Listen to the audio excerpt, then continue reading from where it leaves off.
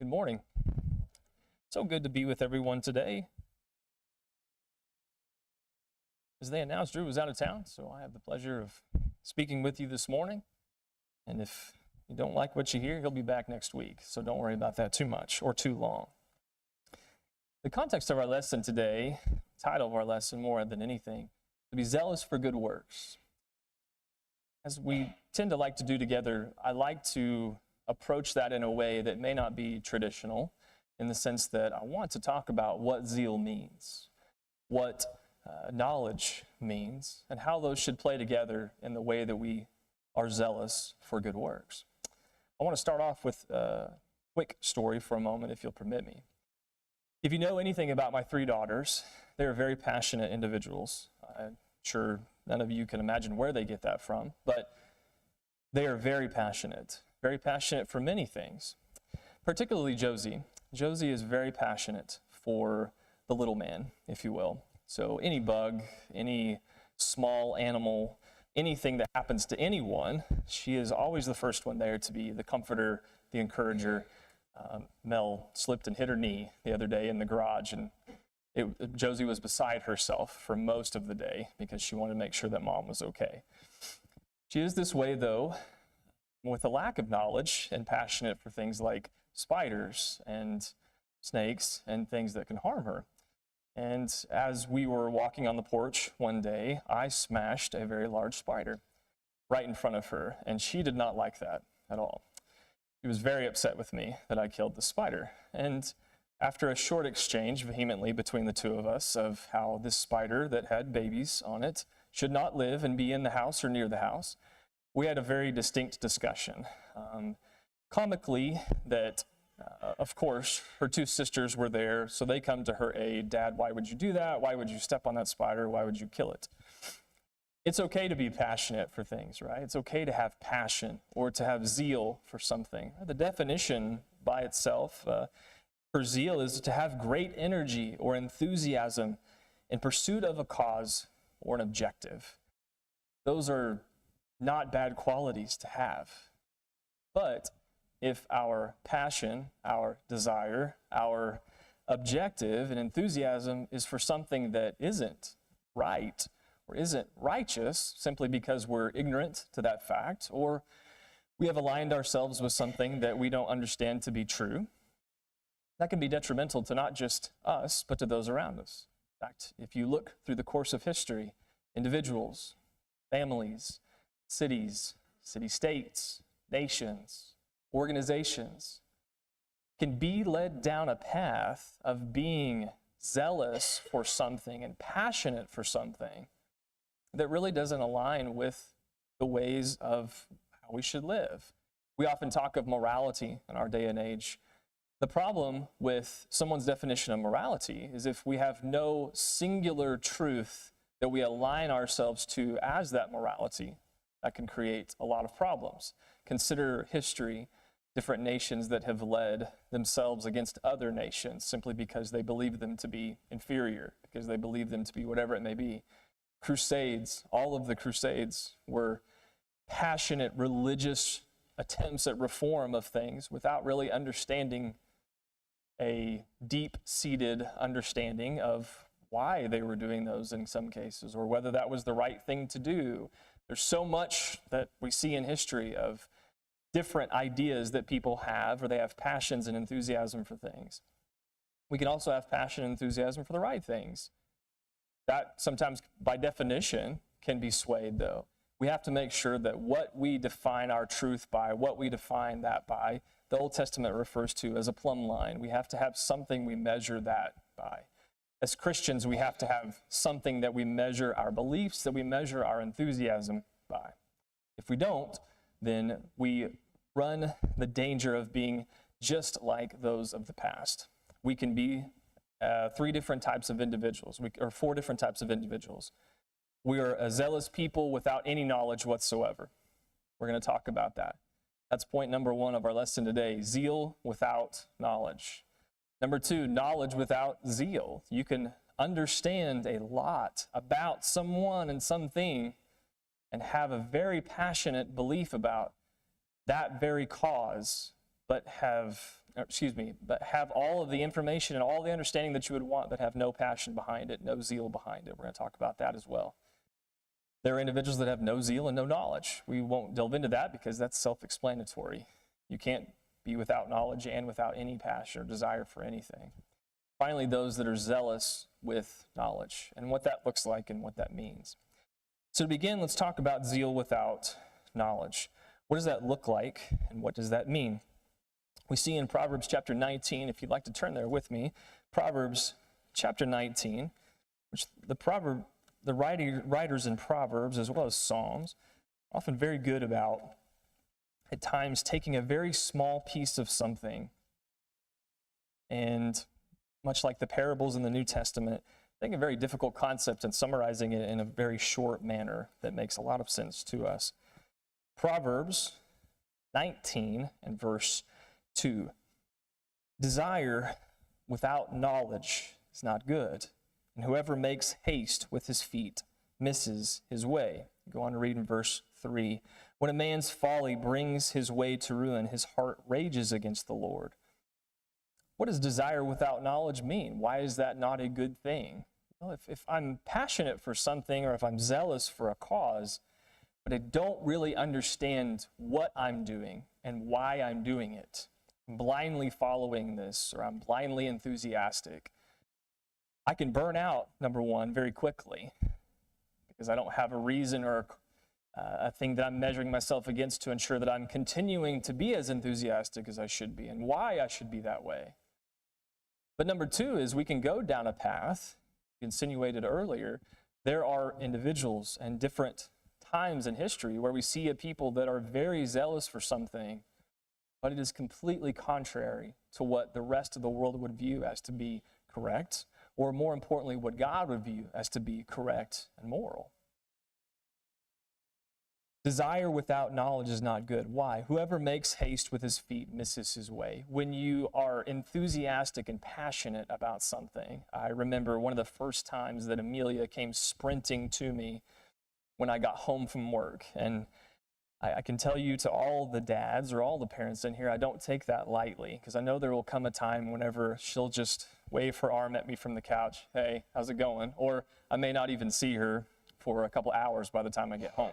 So I cherish those memories, but I remember after she'd first started to walk, she was always so enthusiastic when I would get home to run to me and give me a hug. One of the first times she did though, she tripped and smacked herself on the couch, didn't bloody anything, didn't injure anything.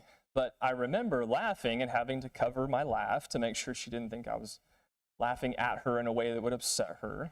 I'm hugging her and thinking, what a perfect example as we were in class talking about things very similar to what we're talking about this morning. It's people that are very enthusiastic for something, but they don't really have their feet under them. That's what happens to us when we are zealous for something, but we have no knowledge. We have no understanding. We have nothing to build our foundation upon. Romans chapter 10 talks about this in the New Testament.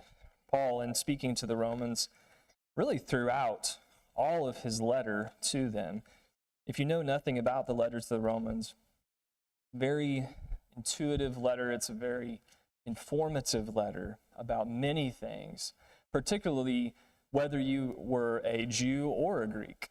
Regardless of your background, Romans does an excellent job of explaining, obviously because it's the Word of God, but it does a great way of bringing together what we all are in Christ, whether we have come from the background as he addresses those in Rome that were Jews or those that were Greeks, or what they would have referred to before the time of Christ, the proselyte Jews. Those that followed God, this is how we live our lives. He says in Romans chapter 10, though, read with me if you will in verse 1. Romans chapter 10 and verse 1. Brothers, my heart's desire and prayer to God for them is that they may be saved. For I bear them witness that they have a zeal for God, but not according to knowledge. For being ignorant of the righteousness of God and seeking to establish their own, they did not submit to God's righteousness. For Christ is the end of the law for righteousness to everyone who believes. What was the danger here? He's speaking of Israel. He's speaking of the Jews. And the Jews were a very zealous people. I've had the pleasure of working with someone that lived in Israel, was born in Israel, is a full-blood Jew. They're very passionate people. They're very zealous for the things that they believe. Many people are.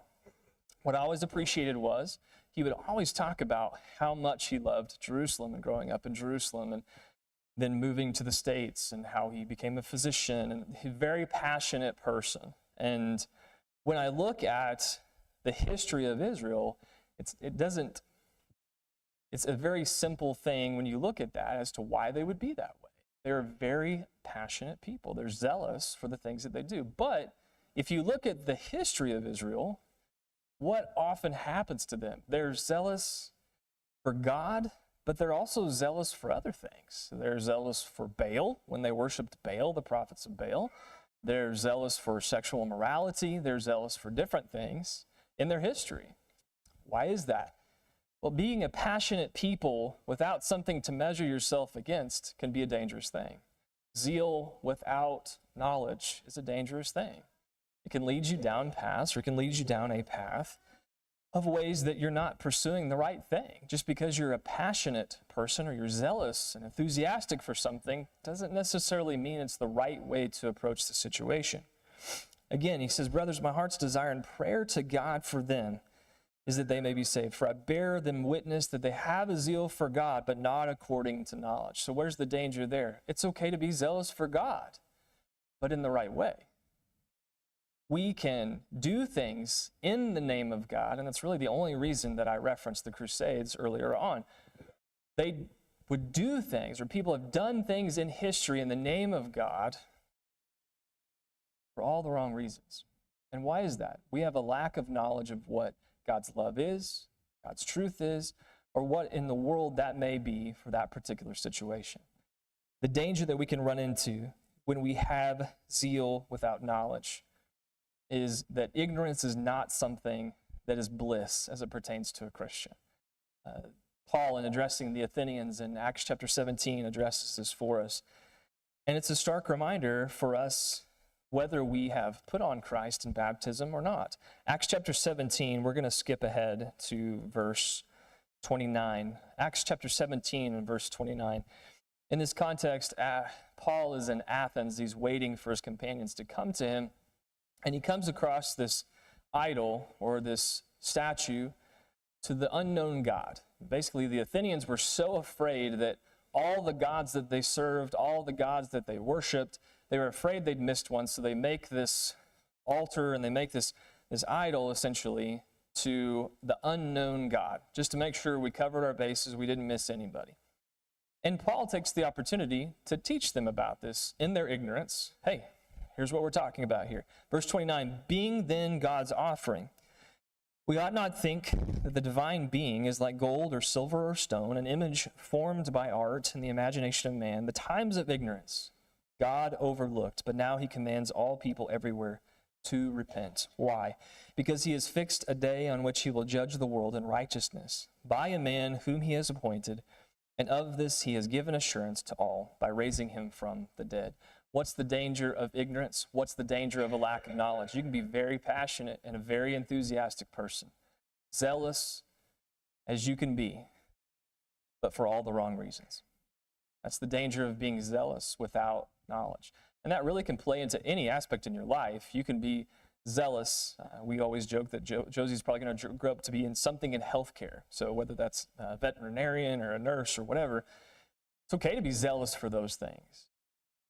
But you can't just be zealous. You have to have the knowledge behind what you're doing. When we look at the other side of that, what is the danger of having all the knowledge in the world but having no passion whatsoever? That would be point number 2.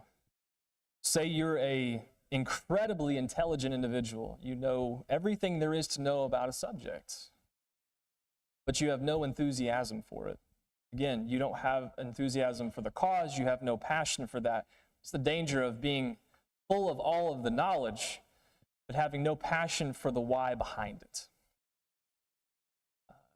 I referenced in class this morning, and for those that don't know, I have the blessing of not just being a nurse practitioner, I have the blessing of teaching at the master's level.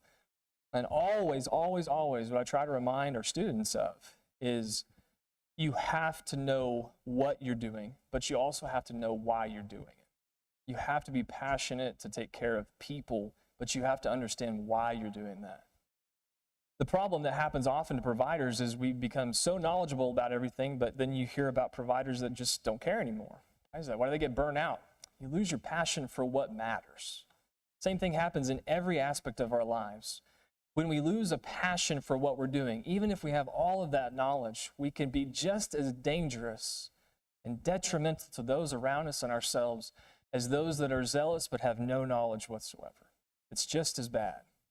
So let's take a look at some scriptures, one in particular, one context in particular, to try and illustrate this for us. Matthew chapter 23, that's Matthew chapter 23. This set of scriptures is always very damning. You look at it as a Christian. And why is that? Well, because frankly, we can all fall prey to exactly what Christ is rebuking in this context. Matthew chapter 23.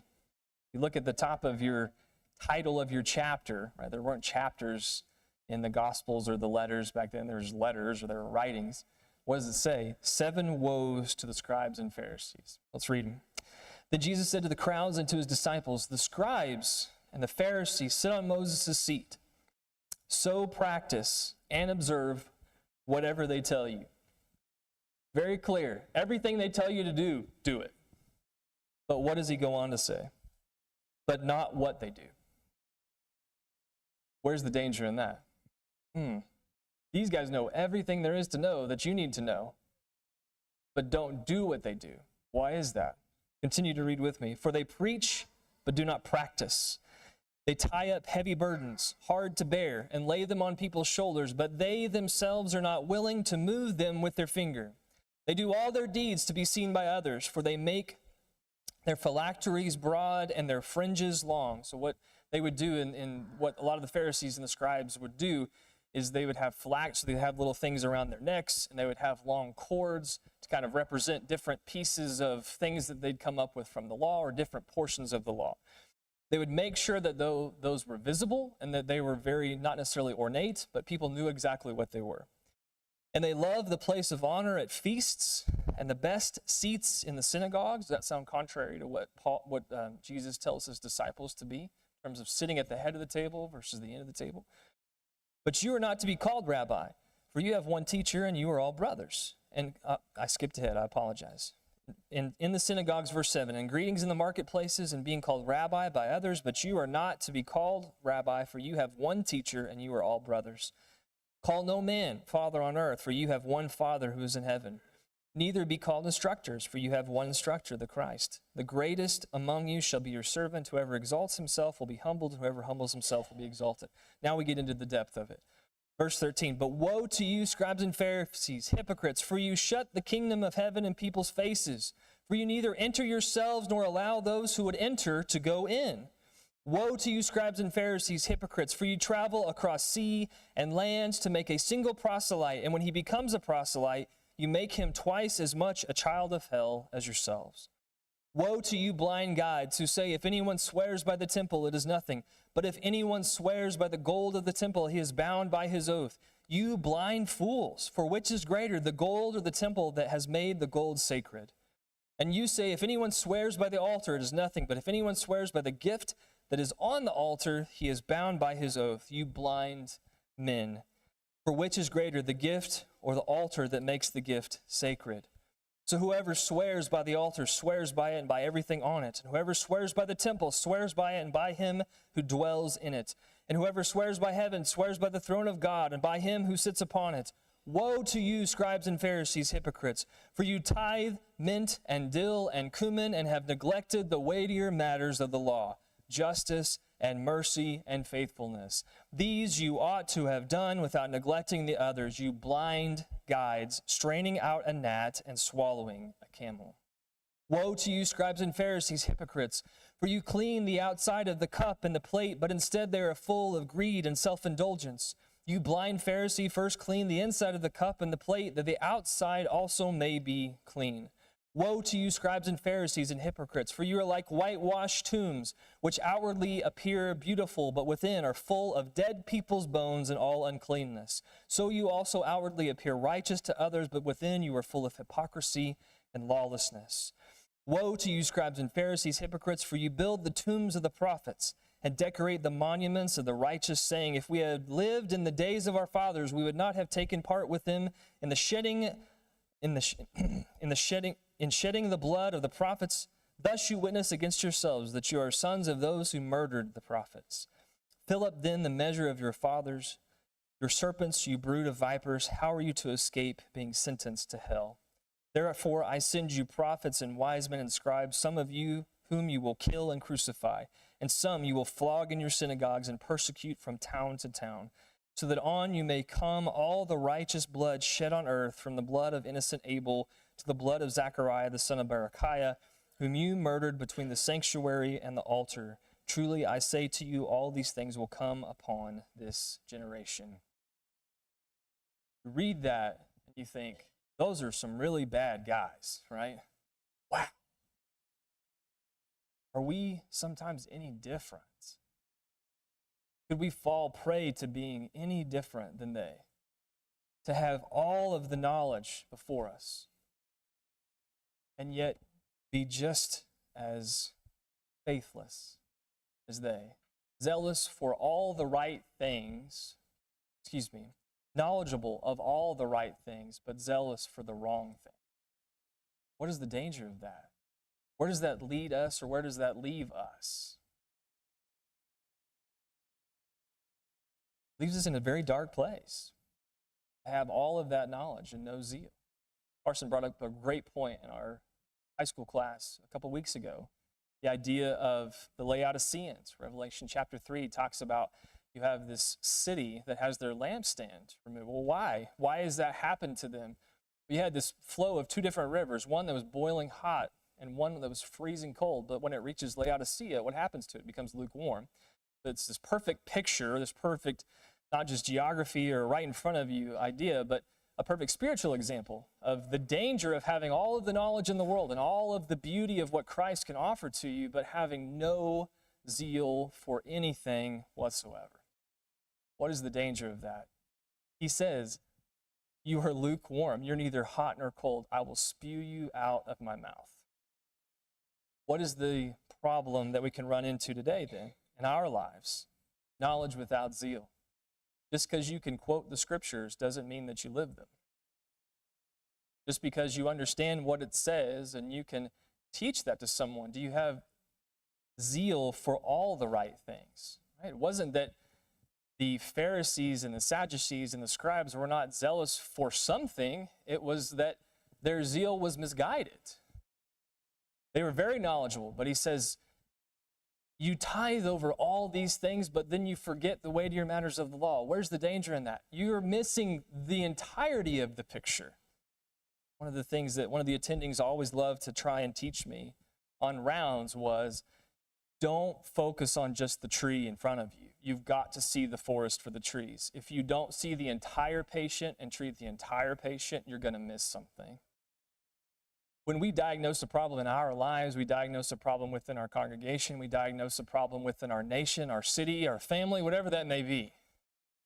Is it a problem with zeal without knowledge? Or is it knowledge without zeal?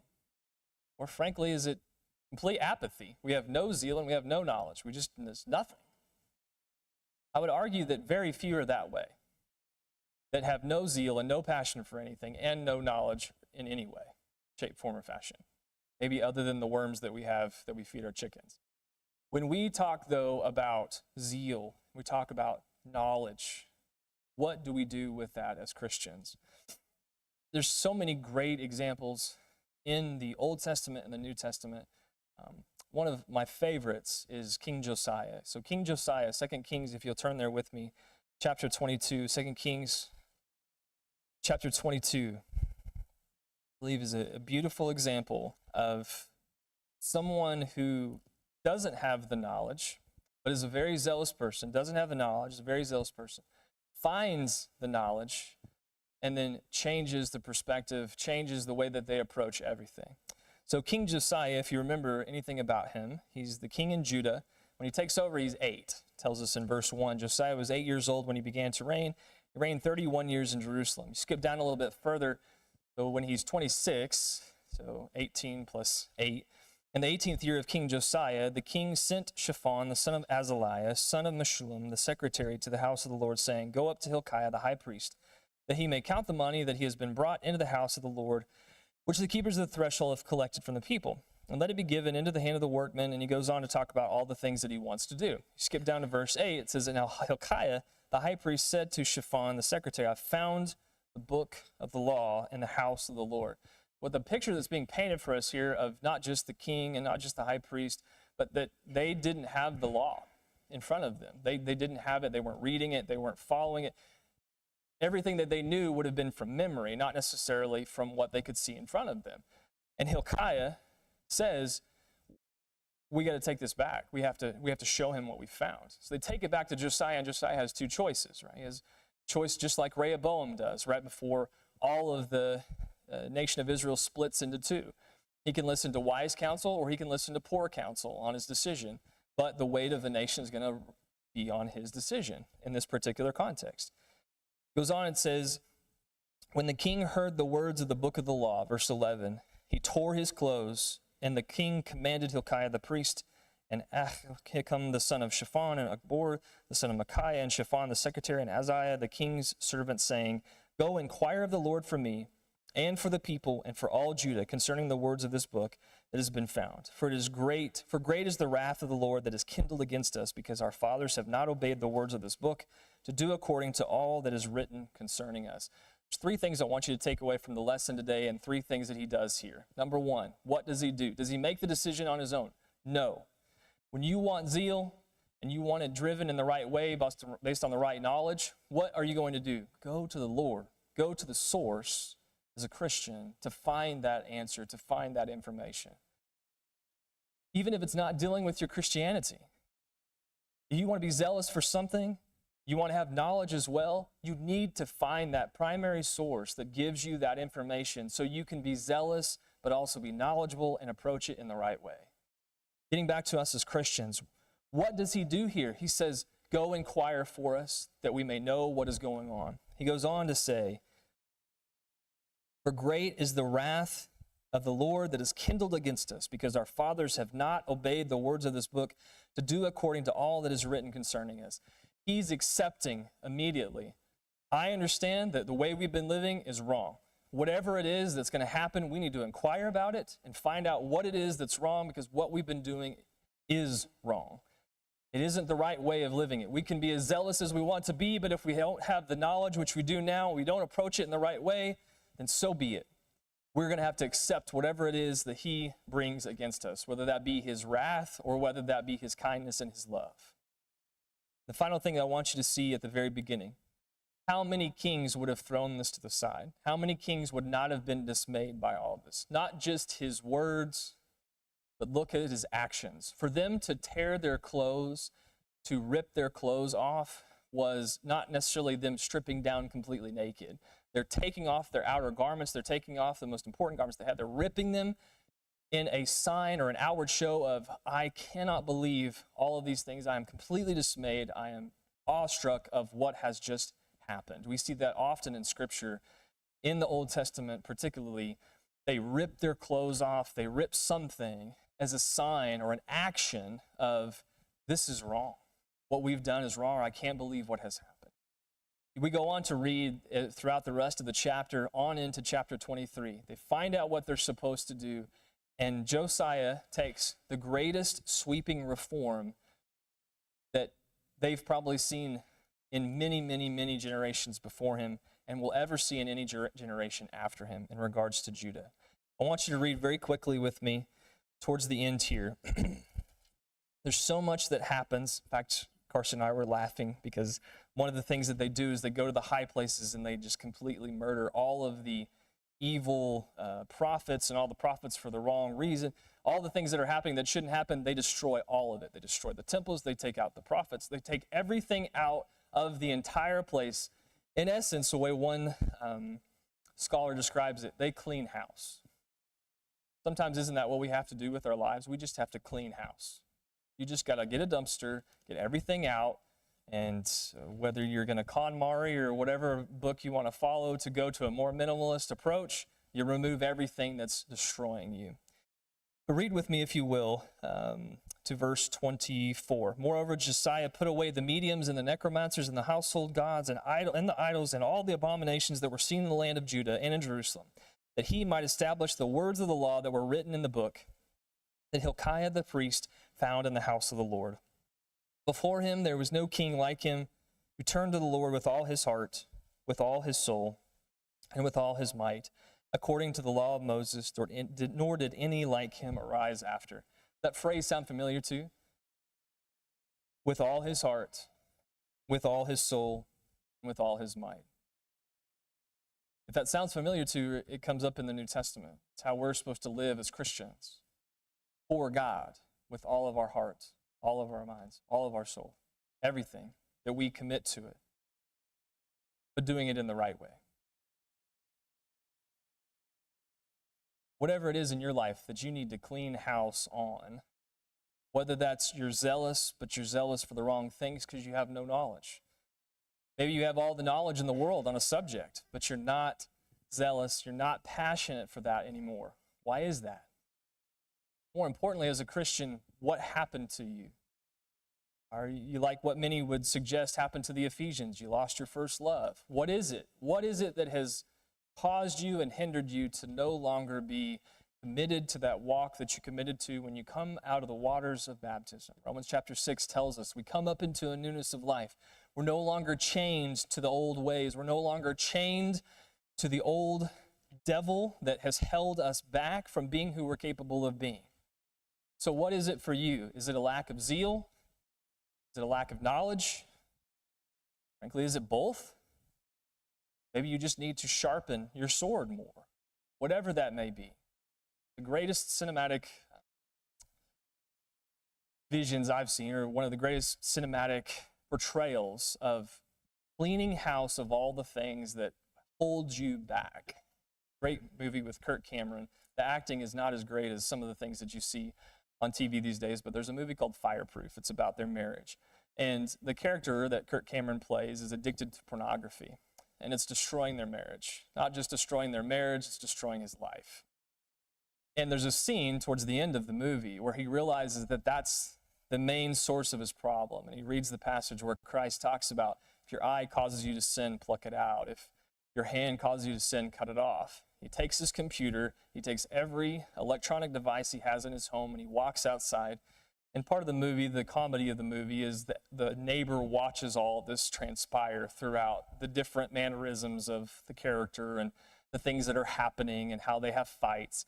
And he sees him come out, and he takes a bat, and he destroys everything that has caused him to sin in his mind. Everything that he needed to clean house on, he destroys it and never goes back. Never buys another computer, destroys his phone in the way that his phone, all the things that were destroying him, he takes and he cleans house. When we think about the way that we are, we have to be like Josiah. We have to realize our error. We have to realize the source of our error, whether that's a lack of knowledge or a lack of zeal, and act on it. It can't just be our words. Something we try to teach our girls, something I'm sure many of you try to live by. My words have to be just as powerful as my actions. Because if my actions speak one thing, but my words speak another, I'm no better than the hypocrites. I'm no better than the Pharisees. I can have all the knowledge in the world, or I can have all the zeal in the world of another individual, but not live the way that I'm supposed to. Christ simply asks you to be the best version of yourself that you can be in him. He does not ask you to be perfect. Melissa has a quote up above her, where sound like such an old man, like a wash basin. Her sink in our bathroom. It says, I don't have to be perfect. I simply have to strive to be the best of myself today. And I see that every day before I go to work, and I love it. And the reason I love that is because we sometimes fall prey as Christians and as individuals to want to be perfect.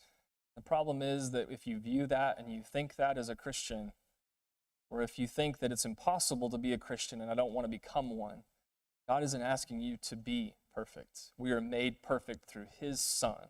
That's why we are buried with him and we come up into a newness of life. That baptism cleanses you of those things. Under the new law that's written on our hearts, that is what allows us to be the best version of ourselves in this life and in the next. So if there's anything that we can do for you today, you need the prayers of the congregation. More importantly, Christ can offer you that through putting him on in baptism. Simply ask with a song of encouragement, bring Christ your broken life now. As we stand and sing.